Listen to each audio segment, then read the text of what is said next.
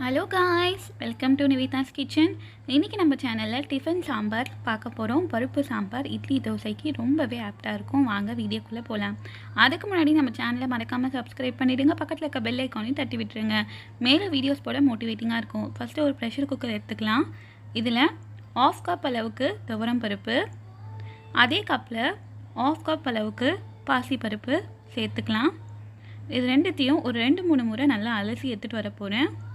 பருப்பு நல்லா தண்ணியில் அலசி எடுத்துகிட்டு வந்தாச்சு. இப்போ தண்ணி சேர்த்துக்கலாம். அதே கப்பில் 3 கப் அளவுக்கு தண்ணி சேர்த்துக்க போகிறேன். தண்ணி சேர்த்தாச்சு. இப்போ 1/2 டீஸ்பூன் அளவுக்கு மஞ்சள் தூள், கொஞ்சமாக எண்ணெய், நீங்கள் நெய் கூட விட்டுக்கலாம் உங்களுக்கு பிடிச்சிருந்தா. லெட் போட்டு க்ளோஸ் பண்ணிவிட்டு ஒரு 3 விசில் மீடியம் ஃப்ளேமில் விட்டு எடுத்துகிட்டு வந்தாச்சு. ப்ரெஷரும் நல்லா குறைஞ்சாச்சு. இப்போ ஓப்பன் பண்ணி பார்க்கலாம். பாருங்கள், பருப்பு நல்லா வெந்து வந்திருக்கு. இப்போ மத்து இல்லைனா ஸ்மாஷர் வச்சு நல்லா மசிச்சு விட்டுடலாம். இப்போ நல்லா மசிச்சு விட்டாச்சு. இதை ஓரமாக வச்சிடலாம். இப்போ சாம்பார் செய்ய ஆரம்பிச்சிடலாம். நான் இன்றைக்கி மண் சட்டி வானலில் செய்ய போகிறேன். கேஸ் ஸ்டவ்வில் ஒரு மண் சட்டி வானல் வச்சுக்கிட்டு 2 டேபிள் ஸ்பூன் அளவுக்கு கடலெண்ணெய் எடுத்துருக்கேன்.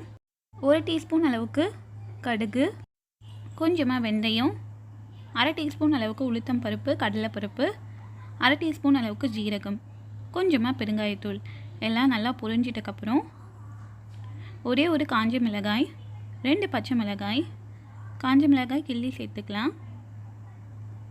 கொஞ்சமாக கறிவேப்பிலை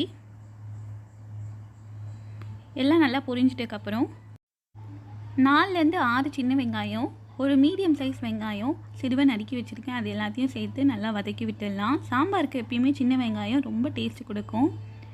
வெங்காயம் நல்லா கண்ணாடி பதம் வந்துட்டக்கப்புறம் சாம்பாருக்கு சேர்க்குற மிளகாய்த்தூள் சேர்த்துடலாம். 2 டீஸ்பூன் அளவுக்கு சேர்த்துருக்கேன். சேர்த்துட்டு மசாலாவோட பச்சை வாசனை போகிற வரைக்கும் நல்லா வதக்கி விட்டாச்சு. 2 மீடியம் சைஸ் அளவுக்கு பழுத்த தக்காளியாக பார்த்து கட் பண்ணி எடுத்துக்கலாம். தக்காளி சேர்த்த உடனே கொஞ்சமாக உப்பு சேர்த்தோம்னா சீக்கிரமாக தக்காளி வதங்கிடும். அதனால் உப்பு சேர்த்துட்டு வதக்கி விட்டுடலாம். இப்போ தக்காளி நல்லா வதங்கணும். அதனால் லிட் போட்டு க்ளோஸ் பண்ணிவிட்டு 2 நிமிஷம் லோ ஃப்ளேமில் விட்டு எடுத்துடலாம். பாருங்கள், தக்காளி நல்லா ஸ்மூத் அண்ட் சாஃப்டாக இருக்குது. வேக வச்சு மசிச்சு வச்சுருந்த பருப்பை இப்போ சேர்த்துக்கலாம். பருப்பை சேர்த்துட்டு நல்லா கலந்து விட்டுடலாம். நல்லா கலந்து விட்டாச்சு. இப்போ தண்ணி சேர்க்க போகிறோம். உங்களுக்கு எந்த அளவுக்கு தண்ணியாக வேணுமோ அந்த அளவுக்கு தண்ணி சேர்த்துக்கோங்க. நான் 1 கிளாஸ் அளவுக்கு தண்ணி சேர்த்துருக்கேன். 170 ml ஆஃப் வாட்டர் சேர்த்துருக்கேன். இப்போ தேவையான அளவுக்கு உப்பு, சாம்பாருக்கு தேவையான அளவுக்கு உப்பு சேர்த்துட்டு நல்லா கலந்து விட்டுட்டு இப்போ திருப்பி லிட் போட்டு க்ளோஸ் பண்ணிடலாம். லோ ஃப்ளேமில் வச்சுடுங்க. தொடர்ந்து ஒரு 8லேருந்து 10 நிமிஷம் லோ ஃப்ளேமில் விட்டு எடுத்துடலாம். 10 நிமிஷம் கழித்து ஓப்பன் பண்ணி பார்க்குறேன். பாருங்கள், நல்லா கொதிச்சு வந்திருக்கு.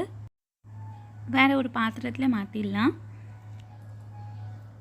ரொம்பவே சுவையான சுலபமாக செய்யக்கூடிய டிஃபன் சாம்பார் ரெடி ஆயிடுச்சு.